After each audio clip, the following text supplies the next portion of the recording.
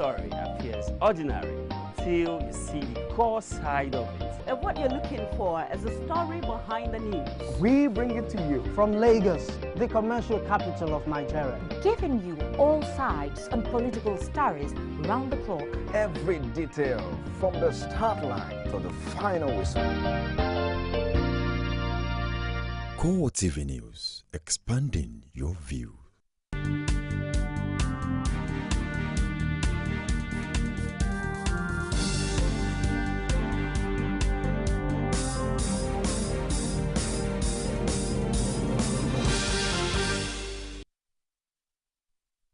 Hello and welcome to CoreTV Primetime News. I am Ebunlomo Adekunle. In our major story, federal and Lagos state governments confirm one of the doctors that treated the late Liberian American Patrick Sawyer in Lagos has contracted the disease.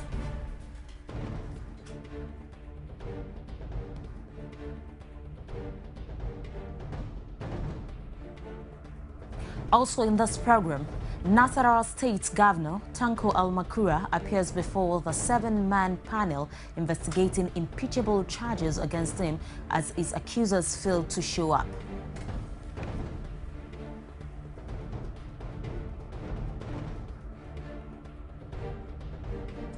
Police absolve federal government of blame in recent gun and bomb attack on former head of state Muhammadu Buhari.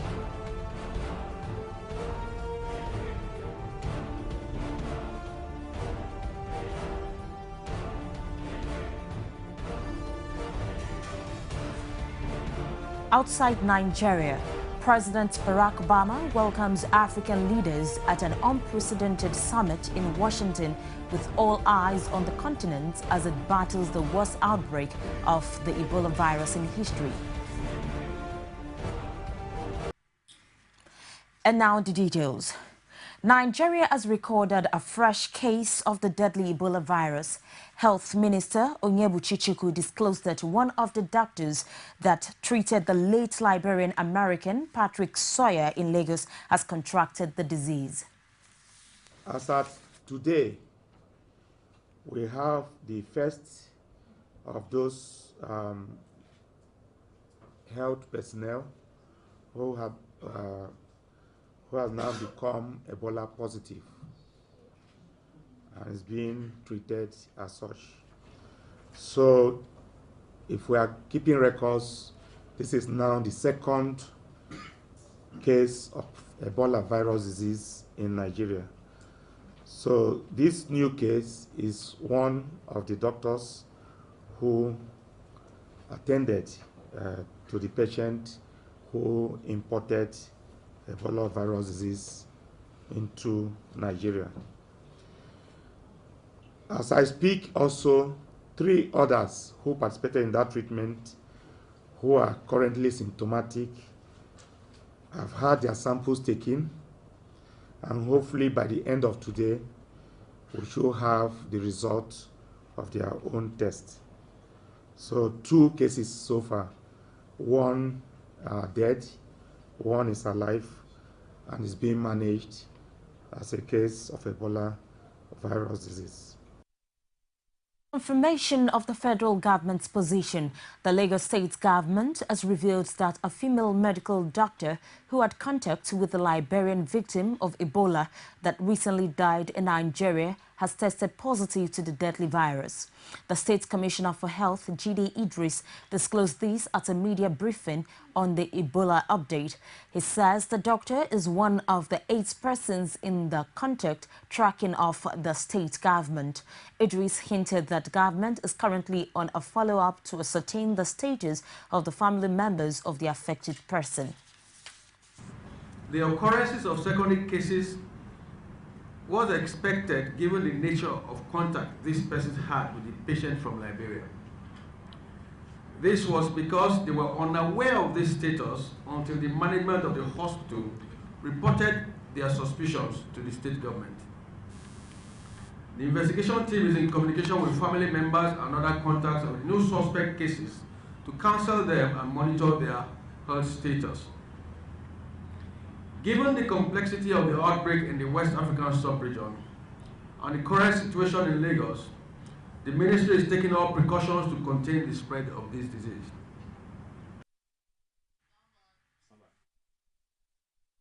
Meanwhile, the federal government has set up a team to carry out research on the treatment and cure for the Ebola virus. The team is also to take a second look at the uncompleted work of former INEC chairman Morris on the possibility of using bitter kola to treat the virus. Until the treatment research team completes its job, the federal government says it would be wrong to assume that bitter kola can check Ebola virus. It's now more than 1 week since Nigeria recorded its first case of Ebola virus. And now that a second case is known, the authorities are taking a bold step to devise local treatment for a virus that has a mortality rate of between 60 and 90%. But first, the government has deemed it fit to issue a note of caution on bitter kola as a treatment for Ebola virus. That as I speak to you, there is no scientific evidence that the use of bitter kola would either prevent or cure Ebola viral disease. On the research team, which also has Professor Iwu as member, the health minister said its work will only be concluded if local treatment is found for the virus. We are setting up this treatment research group for Ebola viral disease, TRG for EVD, in short.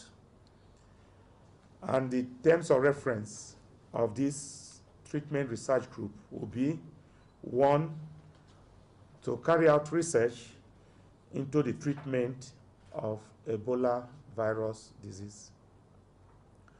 2, to receive and verify claims relating to the treatment of disease, including the uncompleted work that we are told was carried out in 1999 in the United States of America by Professor Morris Iwu and his team, to see whether they could get something that would be effective against Ebola virus disease. One of the co-chairmen of the treatment research team says the group will monitor the development of the virus with a view to achieving results. I want to assure you that we put all arsenals of our scientists to combat this, and we shall be giving you the report periodically as mentioned by the Honorable Minister.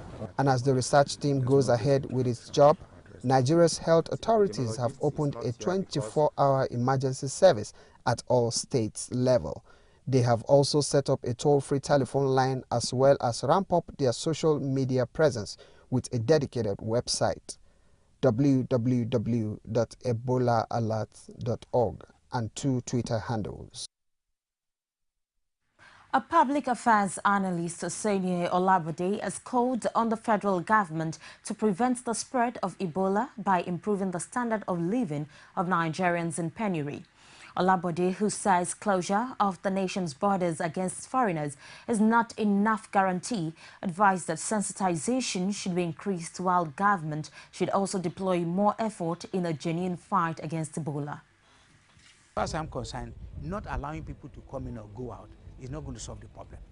What is going to solve the problem is education, orientation, making provision for people to live in a very healthy, conducive, and congenial environment. Once we get that, that will start, because Ebola will not just go away like that. It will keep living in a kind of situation where we are providing for ourselves. So whether they come in or not going out, I don't think it's a solution to the problem.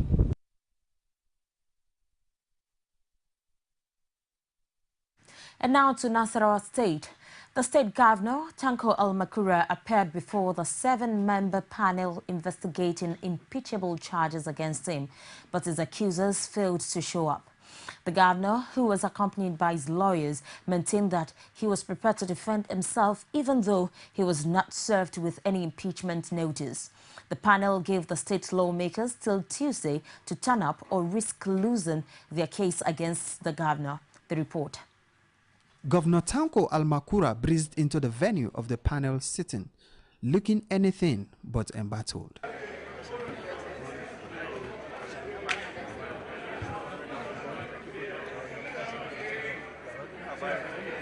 He was accompanied by aides and soon took his seat beside his legal team. The stage was set for the commencement of proceedings, but members of the State House of Assembly were absent. The lawmakers also didn't have lawyers representing them. But this did not stop the process as Governor Almakura opened his defense before his counsel took over. I'm appearing here today in response to the hearing notice signed on me by this honorable panel. And my appearance is for the purposes of defending myself against the allegations made against me by the State House of Assembly, and also to clear my name against these spurious and unfounded allegations made of me. I'd like to say that I intend to challenge this violation of the Constitution at an appropriate forum, not this, and at an appropriate time. With all sense of responsibility, I submit that the stage at which we have come is one in which I can confidently apply that the complaint in the impeachment notice be dismissed for want of prosecution. After listening to both men, panel chairman noted that it was important that the lawmakers turned up to prove their allegations. He also outlined available options if they failed to show up. Where the House of Assembly fails or neglects to appear and lead evidence in proof of the allegations, the panel, upon proof of service, may dismiss the allegations. Where the governor fails or neglects to appear to defend the allegations against him, and if the panel is satisfied that he has been duly served, either personally or by substituted means, as the panel may have ordered, the panel will proceed to consider the evidence adduced by the House of Assembly and make the appropriate findings. The Nasarawa State House of Assembly have not appeared, in spite of the fact that they have been served with processes, and there is bailiff's affidavit of service before the panel. It is also true that under paragraph 7C of the regulations guiding their proceedings, they have a right to dismiss it. But I am in full agreement with them that the best thing to do in the circumstance is to give them a second chance. And we're prepared to come back tomorrow. We hope they will be here. We will very, very happily take them on their allegations, one after the other, if they have the courage to come to discuss, because we know that it would be a very pleasurable experience to cross-examine some of them. It is, however, not certain that the legislators will make themselves available when the panel reconvenes on Tuesday. This is because they are not comfortable with the composition of the panel, but from all indications, there is little they could do about it. The candidate of the Labour Party in the forthcoming state's governorship election in Osun State, Fatai Akinbade, has refuted reports that he endorsed the All Progressives Congress candidate, Governor Rauf Aregbesola. Akinbade reiterated that his party has no pact with the APC or the People's Democratic Party regarding the August 9 election. In a statement by his media aide, Kayode Oladeji, the Labour Party candidate says the APC was towing the line of the People's Democratic Party in name-dropping, noting that the two parties had sensed their imminent defeat and were attempting to confuse the electorate. The Labour Party candidate wondered why APC and the PDP, who pride themselves as the almighties, could go to the extent of dropping his name, stressing that Aregbesola and his PDP counterpart have already seen the handwriting on the wall that the tide would not favour them. He expressed the optimism that he would defeat both Iyola Omishore of the PDP and Aregbesola at the August 9 poll. Following the build-up of the August 9 governorship election in Osun State, concerns have been growing over the security situation ahead the poll, condemning the deployment of military men by the president to Osun, just like the case of Ekiti. A public affairs analyst, Suraj Olunifesi, who added his voice to the development, says deployment of military to the state in the period of election would translate to more harm than good. In every military operations, people are insecure, people have fear, and then, people will now be, there'll be these trepidations among them. And because of that, there's likely that they can even now go, because now military, they are masked. They themselves, in fact, this will even bring in thuggery, because now they go and put up DSS. It's very easy to go and imprint DSS on your back. Also wear masks and carry guns, so we won't know who is in military, we won't know who are the thugs, and it's very dicey. Police investigators probing attack on APC stalwart Muhammadu Buhari absolve the federal government of blame. Find out the details of these and other stories after this timeout. Don't go away. On August 9th, the people of Osun will head to the polls. Who will emerge the next governor of Osun State? And the legitimate authority to govern this state. 20 candidates are hoping for the mantle. Winning is not the problem, but the grace of God. But only the people have the power to decide. These are my people who will vote en masse for Omishori. Join CoreTV News for an extensive live coverage of the elections, interviews, studio discussions, and more. Live on August 9th, 2014. You can also watch us live online at www.coretvnews.com. CoreTV News, our 24 hours news station. You can now watch CoreTV News live from anywhere in the world on our website www.coretvnews.com. Click on Live TV on our website and watch us live. And welcome to CoreTV Primetime Days. To follow us on Twitter, click on Twitter icon on our website. On Facebook, click on the Facebook and YouTube to see all our previous news production. You can also watch us live on YouTube. Click CoreTV, leave a space, then News. CoreTV News, our 24-hour news station. From time immemorial, women have birthed life, shaped character, and by extension, influenced the society. Moremi of Ife, Emotan of Benin, Queen Aminat of Zaria, all women of influence and power. Whether it's before election, after election. How ironical. Women being so powerful, yet have few grounds in decision making. They see you as a wife, and I see you as a wife to a man. We are talking women in politics. A woman will be bold enough to stand up and say, I want to become president of Nigeria. Only on CoreTV News.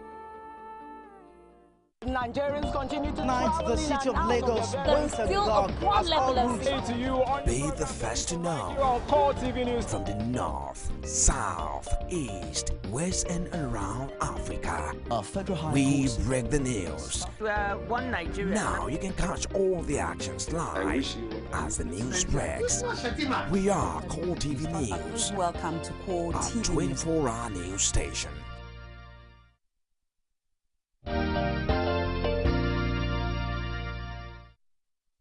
Thank you for being there. The police team that investigated the recent gun and bomb attack on former head of state Muhammadu Buhari has absolved the federal government of blame. Acting Inspector General of Police Suleiman Abba disclosed this to newsmen before his maiden interaction with senior police officers in Abuja. He says the investigators arrived at the conclusion after visiting the bomb scene as well as meeting the former head of state.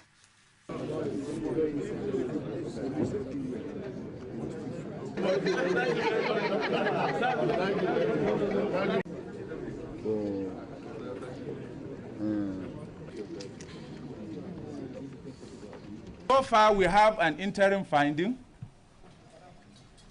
a team of dedicated detectives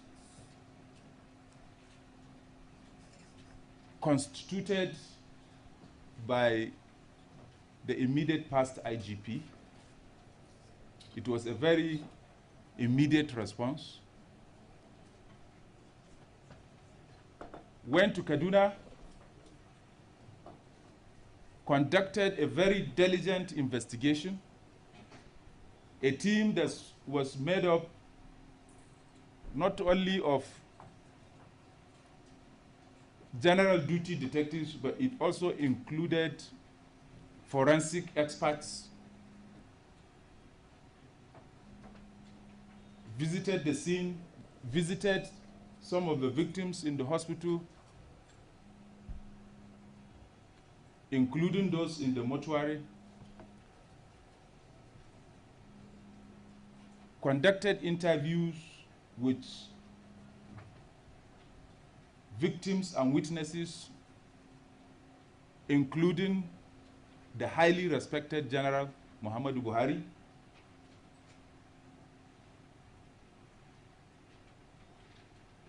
including those that were with him when the incident happened, and did a lot of other things that maybe we need not mention all of them here.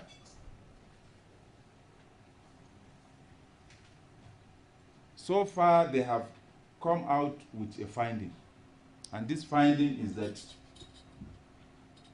the federal government, from the findings, is not involved. So far, the findings do not indicate that the federal government was involved in either of the two incidents. Former governorship candidate of the defunct Action Congress of Nigeria in Adamawa, Marcus Gindiri, claims that the impeached governor, Murtala Nyako, is behind the security challenge in the state.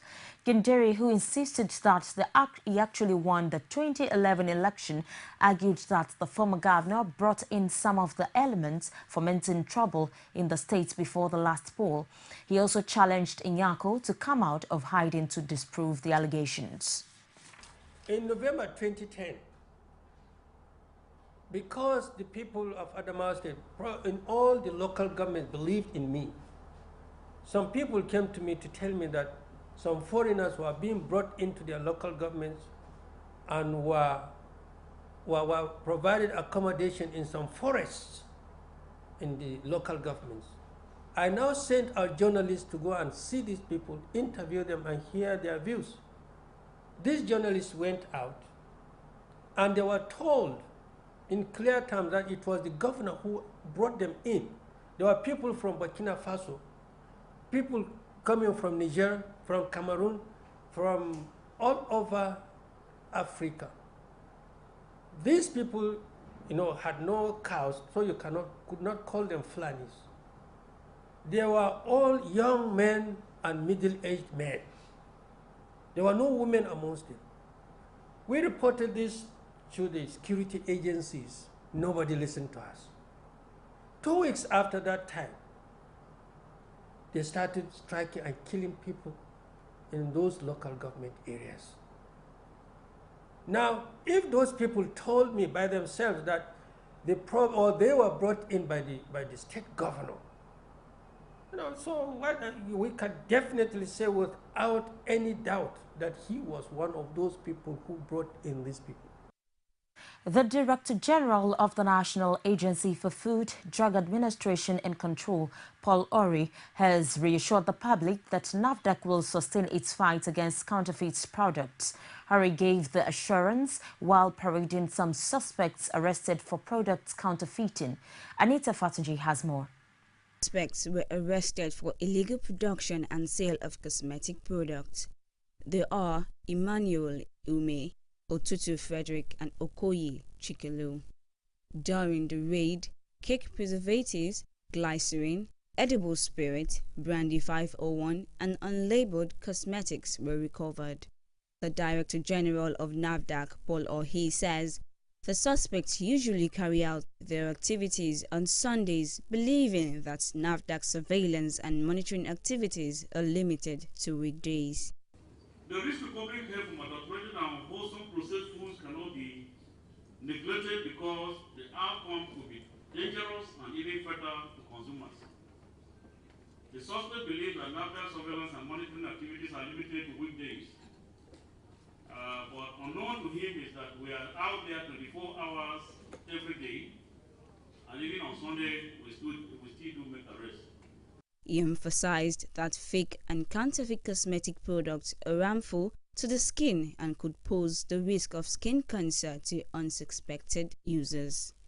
The two suspects have been interrogated and the offending products have been sampled against them for full appropriate evaluation. It needs to be emphasized that fake products and counterfeit products, cosmetic products are deleterious to the skin and could pose the risk of skin cancer to unsuspecting users. NAFDAC will therefore bring the full weight of the law to bear on anyone or group of persons involved in the illegal production and sale of any NAFDAC-regulated product in order to safeguard public. He, however, reassured the public of the agency's resolve to sustain the fight against fake and counterfeit products. He thanked the public for their support. Anita Fatunji, CoreTV News, Lagos. Nigeria's consumption of refined petroleum products from the United States on the rise. Find out more when we return with business after this break. Stay with us. You can now watch CoreTV News live from anywhere in the world on our website www.coretvnews.com. Click on Live TV on our website and watch us live. And welcome to CoreTV Primetime Days. To follow us on Twitter, click on Twitter icon on our website. And Facebook, click on the Facebook and YouTube to see all our previous news production. You can also watch us live on YouTube. Click CoreTV, leave a space, then News. CoreTV News, a 24-hour news station. CoreTV News now provide a platform for live coverage of political rallies and electioneering campaign from anywhere in Nigeria. Political news stories, political editorial reviews, political discussions, personality profile, People's Parliament from the National, State and Local Government Assembly. Contact us now on 0803-471-8550 or 0803-724-9733. 01453-3407. A 24-hour news station. On August 9th, the people of Osun will head to the polls. Who will emerge the next governor of Osun State? And the legitimate authority to govern this state. 20 candidates are hoping for the mantle. Winning is not the problem, but the grace of God. But only the people have the power to decide. These are my people who will vote en masse for Omishori. Join CoreTV News for an extensive live coverage of the elections, interviews, studio discussions, and more. Live on August 9th, 2014. You can also watch us live online at www.coretvnews.com. CoreTV News, our 24 hours news station.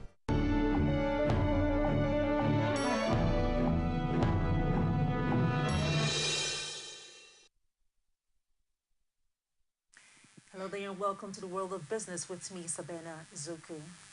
General Electric Company has pledged to invest $2 billion in Africa by 2018 to boost the infrastructure, worker skills, and access to energy.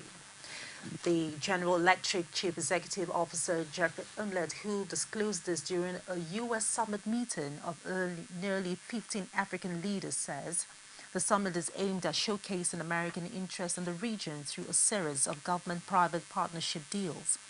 The General Electric investment includes deals to work on increased electric grid reliability during peak power demands in Algeria and to generate uninterrupted power for the Nigerian National Petroleum Corporation State Oil Refinery.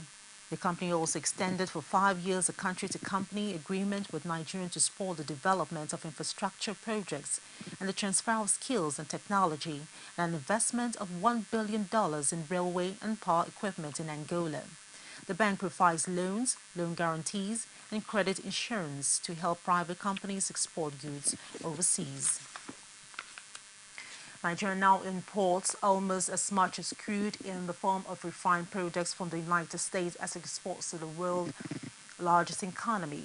The U.S. ships refined petroleum cargoes like gasoline and kerosene to Nigeria, with May figures from the U.S. Energy Department data showing shipments hit the highest volumes ever.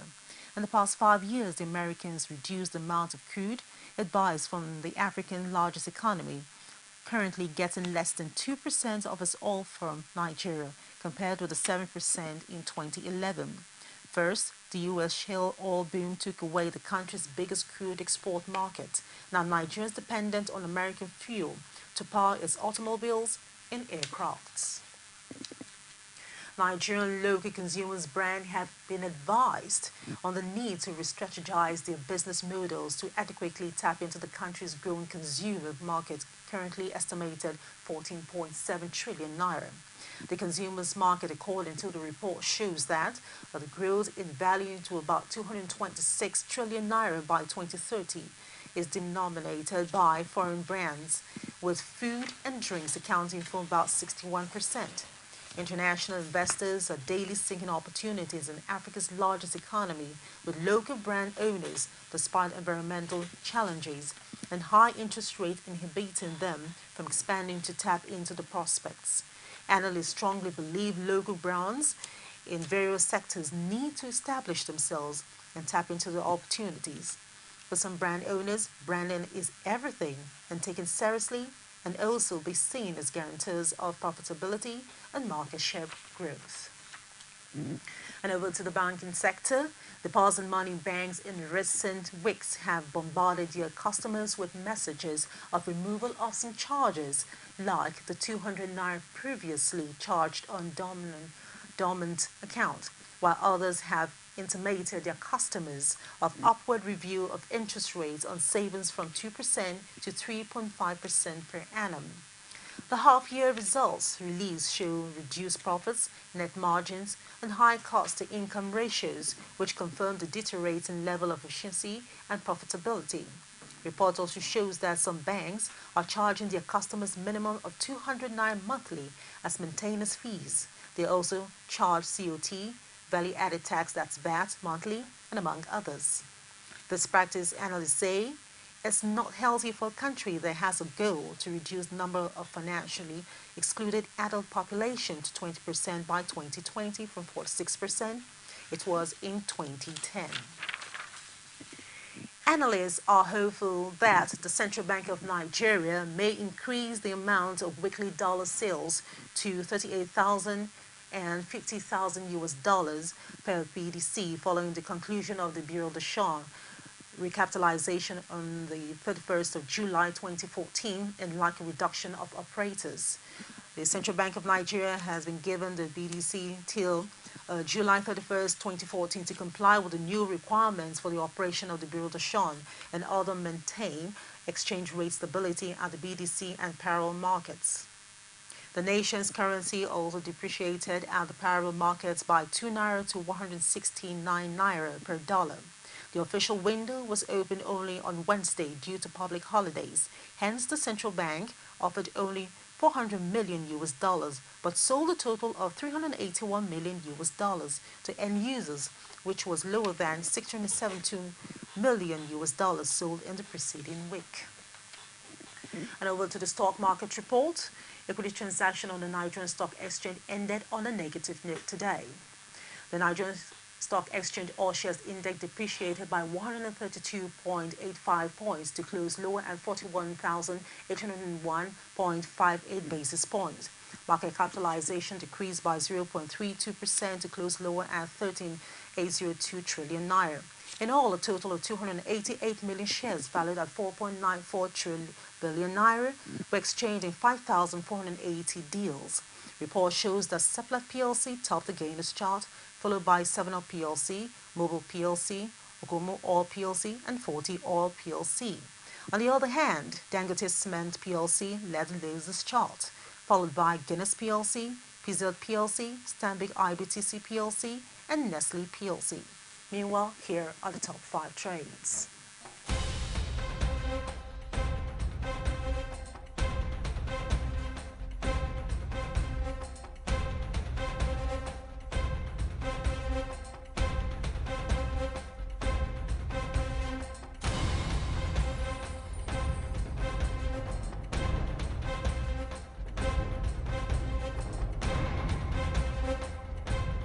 that's it on business news.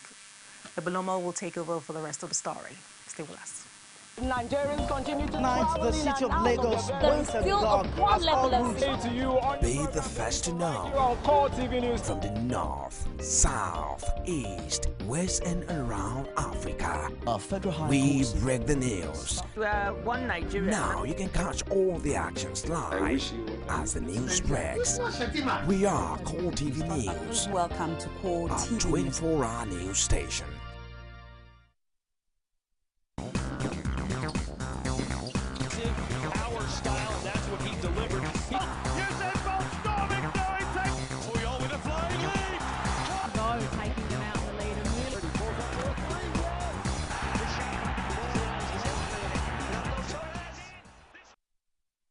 Welcome to the Word of Sport. Nigeria will have to contend with the Amavubi of Rwanda in Group A of the 2015 AFCON qualifiers after the Wasps defeated Congo 4-3 on penalties to book their place in Group A of the qualifiers. The Super Eagles are drawn to play in Pool A of the 2015 AFCON qualifiers against South Africa and Sudan, with the winner between Congo and Rwanda to take the last slot in the group. Trailing 2-0 from the first leg in Point Noir, Rwanda made it a 2-all draw and triumphed 4-3 in the ensuring penalties to complete their dream to book a place in the final phase of qualifying for Morocco 2015. The Amavubi will now travel to Nigeria on September 5 or 6 for their first group match against the Super Eagles. Sports Minister and Chairman of the National Sports Commission, NSC, Mr. Tami Danagogo, again reassured Team Nigeria athletes and officials to the just ended Commonwealth Games in Glasgow, Scotland, that President Goodluck Ebele Jonathan will host them for doing the country proud. Dr. Danagogo said the athletes have represented Nigeria and Africa well and is positive that President Goodluck Jonathan will be well pleased to receive the athletes with more rewards and honor for all the medalists. After Team Nigeria's brilliant outing at the just concluded Glasgow 2014 Commonwealth Games, Nigeria will be shifting focus to the African Athletics Championships, which begins August 10 and ends August 14 in Marrakesh, Morocco.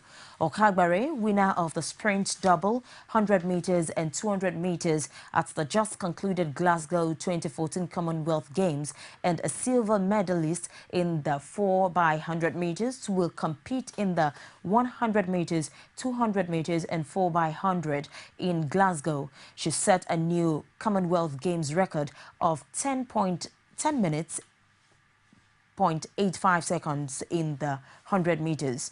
Also listed for the 100 meters, 200 meters and the 4x100 women in Marrakesh are Gloria Asumunu, Loretta Uzo, Deborah Odayemi, Justina Sule and Waimi Lindsay. Meanwhile, Australia will host the next edition of Commonwealth Games tagged Gold Coast 2018. Ex-England striker Gary Lineker says corruption allegations around FIFA are revolting and has also criticized the role of its president, Sepp Blatter. FIFA is investigating claims of wrongdoing relating to the decision to award Qatar the 2022 World Cup. Lineker says Blatter is acting like a dictator and comes out with so much strange decisions. FIFA spokesman says FIFA has no comment to make on those statements. The bidding process for the 2018 and 2022 FIFA World Cups is currently being investigated by the FIFA Ethics Committee. And now to stories outside Nigeria.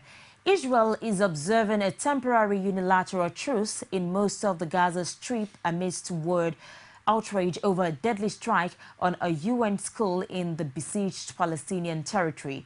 But Hamas said they would not be reciprocating the announced 7-hour calm and want residents to take the utmost caution when venturing out. Several previous pauses to allow the battered residents of Gaza stock up food and medics to reach the dead and wounded in no-go areas have come to swift and bloody ends. Minutes after the truce went into effect, 30 people were wounded in a strike on a house in the beachfront Shati refugee camp in Gaza City, Palestinian medics said, demonstrating the fragility of the ceasefire arrangement. The truce was announced amidst growing outcry of international outrage over an Israeli strike next to a UN school that killed 10 people, among them refugees who had been seeking refuge from the violence. The army said the 7-hour humanitarian window would be observed across all the Palestinian enclave except east of Rafah on the Egyptian border, where troops are still operating and clashes were underway. The army also warned, however, that it will respond to any attempt to exploit this window through launching attacks against Israeli civilians or soldiers during the truce, which officials said was the 8th that Israel has declared since the confrontation began on July 8. President Barack Obama welcomed African leaders at an unprecedented summit in Washington with all eyes on the continent as it battles the worst outbreak of the Ebola virus in history, forging stronger economic ties between the United States and Africa is the main aim of the 3-day summit, with U.S. officials keen to boost links with a continent projected by the International Monetary Fund to see 5.8% growth in 2014, while the focus is on trade, with Obama last year describing Africa as the world's next major economic success story. Washington has also vowed to ensure issues such as security, governance and human rights are on the agenda.